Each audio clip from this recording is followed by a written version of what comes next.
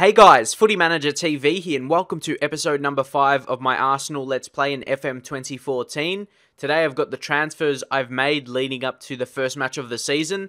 So I'll focus on the outs, I'd like to focus on them first. So first up was Oliver Giroud.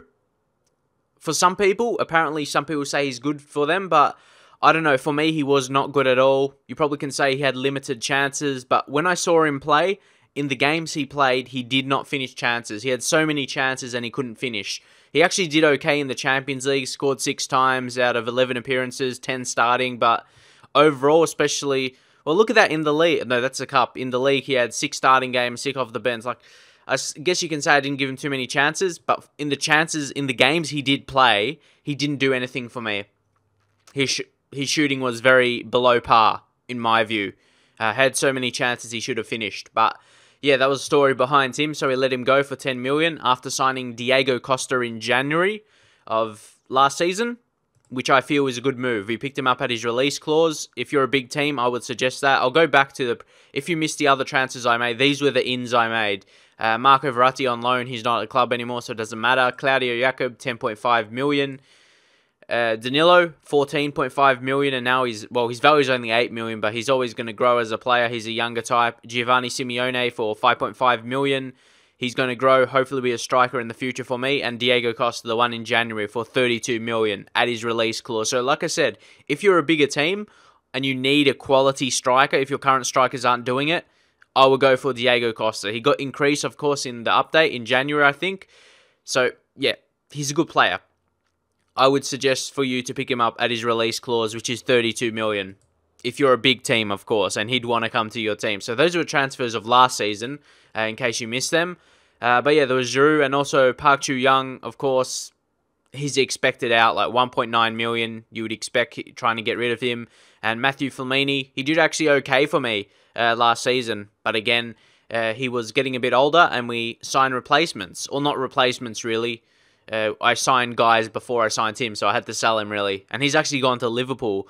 And then some players out on loan and stuff you see here, and free transfers.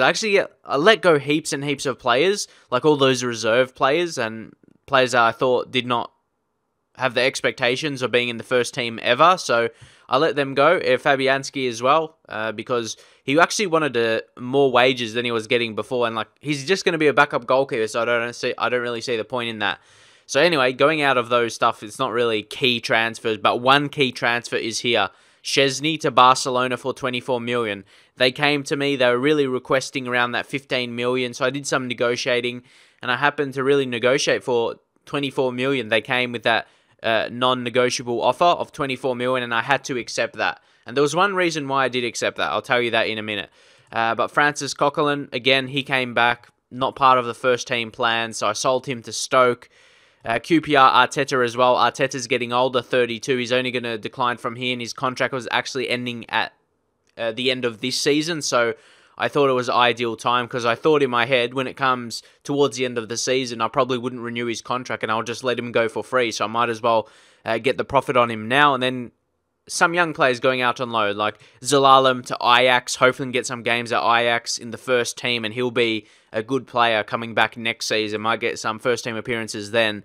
And then Wellington Silva, I don't know, not really key guys here. Dan Crowley, another young player going out on loan to Ipswich. Again, another 17-year-old. Hopefully he'll get the games. He's got that really good potential. You see reports, 4.5 star.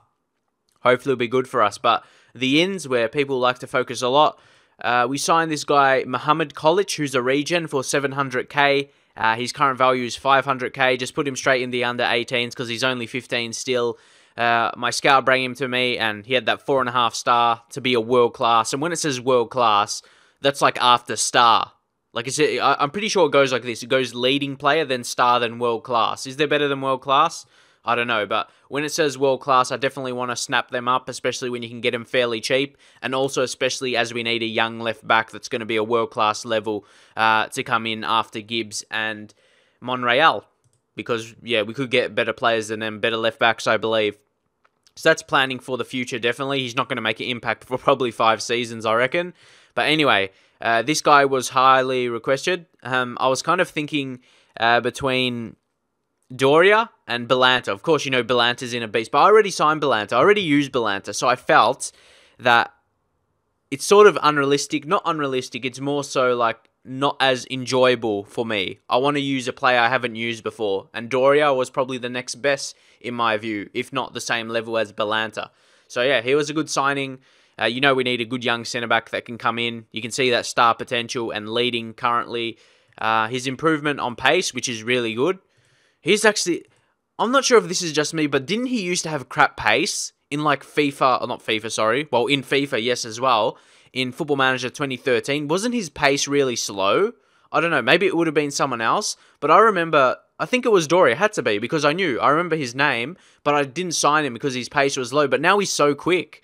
So he's like a beast now, but nonetheless, we signed him.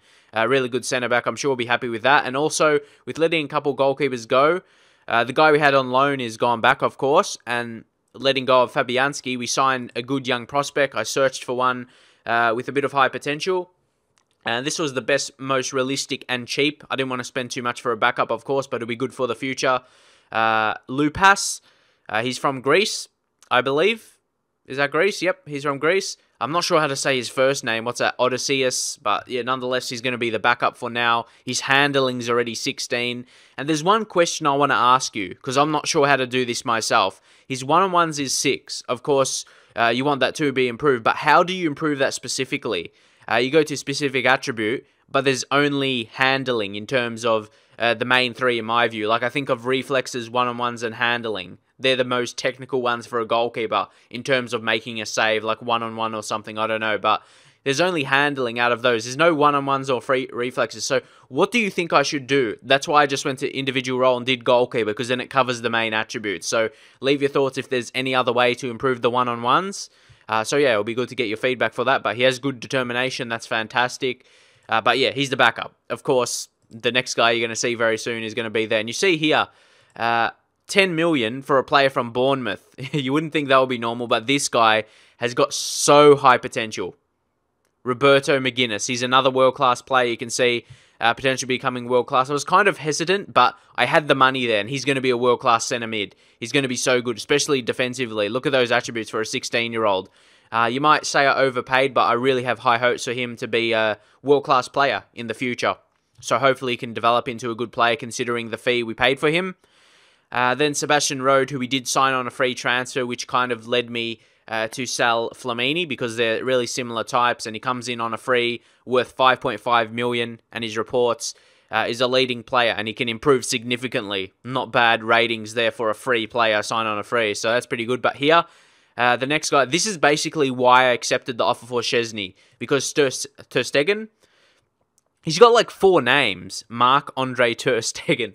Yeah, anyway, his contract was actually ending at the end of this season. So I could get him, I was able to get him at a cheap fee, under his value, 11 million. I reckon that's a good deal.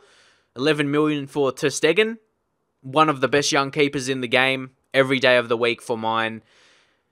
But if I go back to what I was talking about before, the 3 main attributes I like for a goalkeeper: handling, one-on-ones, and reflexes. The highest is 14 in reflexes, and the others are 13. So he's got, apart from those attributes, the other ones are really good. So hopefully I'll be able to develop him. Develop him in the team. What's his attribute? Yeah, I'm working on his handling because, as I said, that's only 13, but he's got the amazing potential. So yeah, it was really good. I could search for him.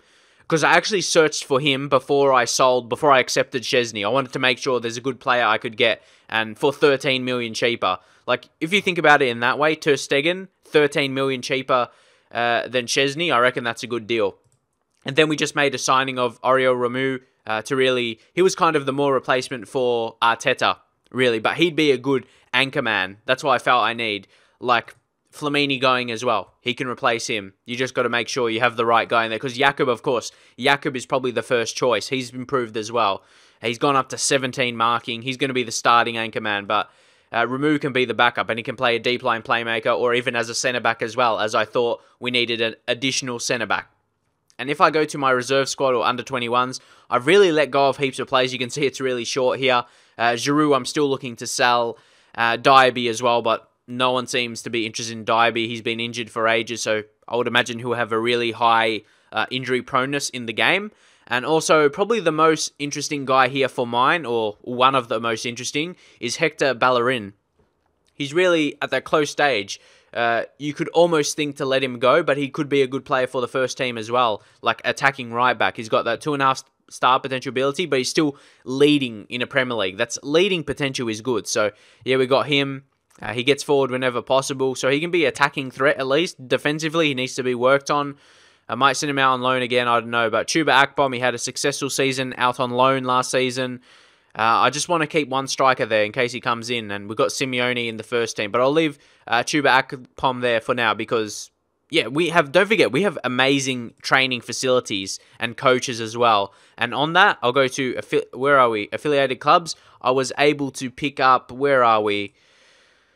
Of course, we have the Colorado as the American, what are they, feeder club. We're the parent club. And that's to improve the finances, to improve, like, for the merchandising. And I'm pretty sure I picked up another team. Yeah, Grampus. So we got two. One from Japan and then one from America. It's pretty good to set that up. And hopefully that can increase money coming in from shirt sales, merchandising, all that good stuff. So there's the review. And you can see Grampus, we bet them 6-1 after really having an up and down. Look, lose, win, lose, win, lose, win. So it's a bit up and down. We've got a relatively easy start to the Premier League with Huddersfield away, then Blackburn at home, and then it suddenly gets real with Man City, and then Liverpool a bit tough, and Champions League coming up as well. So very exciting. So with this, of course, I'm going to play a game, and then I might play through a month of games and do an update. If you want to see it like that, just drop in the comments. I set up my team before so I can go straight into it because I knew it will be a decent amount of length already doing the lead up with the transfers and all that stuff. And I love playing players that have good morale. And looking at this team, I still don't think it's a Premier League winning team. I still don't think it's a good squad as Man City or Chelsea or even Manchester United. I believe it can be improved. And that's with young players, like guys like Simeone, Gnabry. They're all going to continue to improve. Oxlade-Chamberlain. Who else? Anyone starting? Or not really. Danilo. Ramu, I guess. He's sort of backup. But Ramu's not bad. Look at his attributes. He's good creatively. He can pass and he can defend as well. So good signing from Chelsea. Again, another guy I was able to sign for fairly cheap because he was running out of his contract at the end of the season. That's a good thing to do. But anyway, I decided to play Walcott as a striker instead of Diego Costa because of superb morale, and Walcott scored a decent amount of goals last season. He scored 20, if I remember correctly. And not in the league, just in all competitions together from a right-wing position. He plays striker sometimes, but you see I have the 2D here. I'm just going to change it quickly because I did that like for streaming. But anyway, I got the opposition instructions done by my assistant, so I got that set up. And assertively, second option, I always do, especially when playing away. It's what I do really.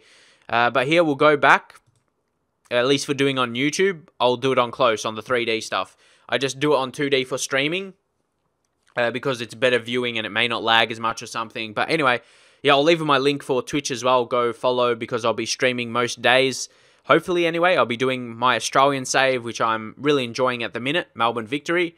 Yeah, if you want to know what it's about, watch the streams. And they have past but if you missed it, okay, we'll wait here to see what happens. Yeah, I was going to say, it records the broadcast. So if you go to my profile on Twitch and go to past broadcasts, you can watch them back, which is a really good feature because then it can be like YouTube in a way. You can watch it back if you don't have the time to watch a live stream. Like if you're busy or whatever, you can go back and watch it, which is a really good thing. Okay, anyway, focusing here, Podolski, who was my leading goal scorer last season, and you think mixed with Diego Costa, Walcott, we can score a lot of goals this season. I really want to win the league, but I still feel, and I'm sure you might agree, our squad together is not as good as like a Chelsea or Man City, who have the big money, who can sign a lot of quality players. Come on.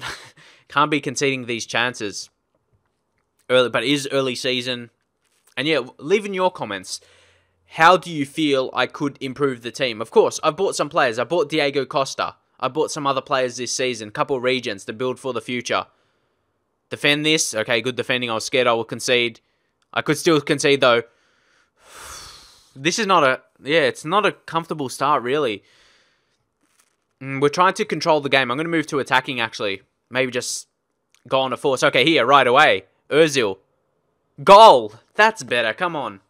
On the attack, Doria scores on his debut, 32 minutes. Good stuff.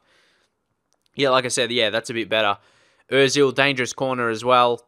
Mertesacker, he went with the header. And Doria was on the ground to finish it. Good stuff. And I'm not going to go back to control. Because when I was on control before, Huddersfield were creating chances. So I'm going to leave it on attacking. Come on, Ter Stegen. It would be perfect if he could get a clean sheet on his debut. Come on.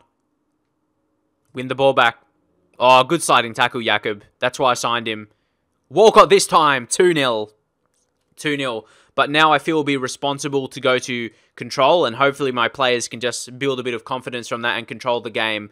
Going 2-0 ahead, being responsible. Ozil found Walcott. Look at all that space, and that's why I played Walcott ahead of Diego Costa. Superb morale, and finds the back of the net. Great start, but expected start as well against a team like Huddersfield, just getting promoted this season. But yeah, we're playing good. We're playing good. Podolski hopefully can have another good goal-scoring season. And he assists Walcott too. Walcott could be one of the best strikers in the game, if I'm honest, because of his pace. He's always going to create chances. He gets in good positions, as you can see there. And when you have the players around him, like Podolski, like Santi Cazorla, like Ozil, he's always going to get chances. Or whoever's going to play a striker is always going to get chances. That was talking about Giroud before. He was getting chances. He was actually he was having shots. He was having shots around the box, but he just wasn't finishing. So if that was Giroud instead of Walcott, he may have not finished. I'll just say I'm very happy with that. Amazing start to the season. And that's all I can worry about. That's the best mindset you have to be in.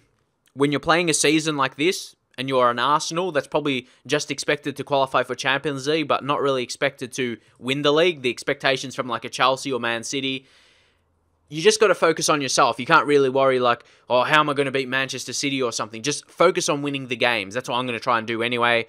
But here, Jack Wilshere is going to come off.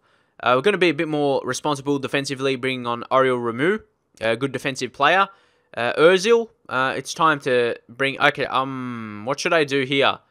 Cazorla's played worse. It's hard. What do you do? Leave in your comments, what do you do? Do you factor in performance first or the condition of players? Leave in your thoughts. I'm going to go with the performance. Let's take Cazorla off and bring on Oxlade-Chamberlain. Yeah, I might as well do all subs. Who's the young... When I'm winning in this situation, I want to bring on young players. So who's the youngest here? I reckon Danilo. Yeah, Danilo for Sanya. Even though Sanya's playing well, I want to make sure he maintains a good fitness level because, yeah, he is getting older. And that's it. We need another right back for the future. Like when Sanya goes, who's going to be the second right back to Danilo? That's what I'm going to look for to sign some young players. Even Danilo can play midfield positions as well. So we do need... that's what I was talking about Bellerin before. Do you think he can be a first-team quality? Of course, he's very good attacking-wise, but will he be good enough defensively? I'm not quite too sure. Or do you think I should just make a big signing when I need to? Mertesacker picked up an injury, but we should hold on here. Could we score 4? Mertesacker, Jakob. Yeah, we should have the win here anyway. It's just a matter of playing out time. Ozil with the corner. Header. Ooh, that was going in.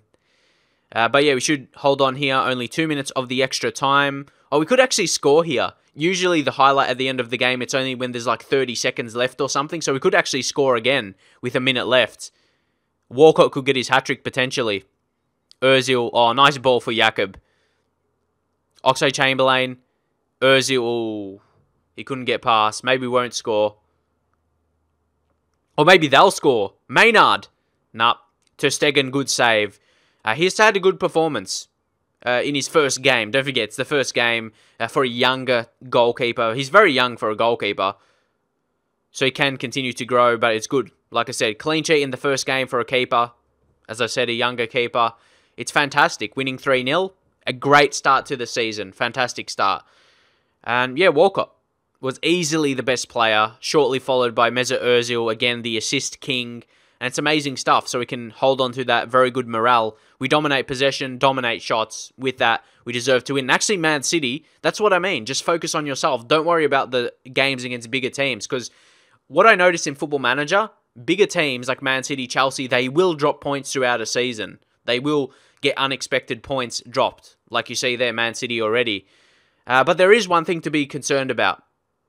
Huddersfield did have the 4 clear-cut chances. That's something to be concerned about. But the good thing is, Ter Stegen had a good game. He made those saves, which is good. Mertesacker, he's amazing, winning headers and winning tackles, everything. But yeah, standout players for this game. Doria scoring the goal, was good defensively in his first game. Walcott scoring the 2, basically winning the game for us. And Ozil, a creative force in midfield. Great stuff. So this was a great game. a great way to kick off. So I covered the transfers. Leave your thoughts on the transfers. I have like 9 million left. Like, I can't make a signing that's going to change the course of this season, I don't think. Like, someone I'm going to sign for 9 million is not going to do that. So yeah, I'm just going to leave it until maybe January. Might make a good signing again. But I don't like signing big players in January like Diego Costa because he couldn't play in the Champions League like last season because he already played for a big team. I usually like to go for young players when I have my big signings for the season done. But anyway, you see Man City drop points and Manchester United drop points as well. Very interesting. So it's a good start. We're first. It's a great start. Fantastic start. Good start for Walcott, Ozil as well. But Man City have the injuries. Keep that in mind. Are they big term or long term, I should say? Long term injuries. Aguero, how long's Aguero injured for? A short term, only a couple more days. Sanchez. Look at all. This is what I mean. 3 to 4 months for Sanchez. How about Nasri? Can I see or not? Injury. 2 to 3 weeks for Nasri. And Silva, please be long-term. Oh, 2 to 3 months for David Silva as well. But look, they can just bring in someone like Safani Faguli or Jovetic or... Well, they're kind of lacking a good attacking midfielder. They're going to be in trouble, actually. There's Silva can play attacking midfield and Nasri. I'm not sure if they have another really quality attacking midfielder. Who, Jordan Henderson or Fernandinho. Look how much players... This is what I mean. Look at the quality difference like of actually their players. This is what I mean. Of course... And look how big the squad is as well. Like, man, it's a pretty good squad if you think about it. But maybe it's too big. And maybe players will be a bit disappointed they're not playing. And morale might be down and all that kind of stuff. Can you see selection info? Morale. Okay, morale is good. But, yeah, maybe as the season goes on, they might not be happy about not being played. And, yeah, leave your thoughts. Do you think I can compete with...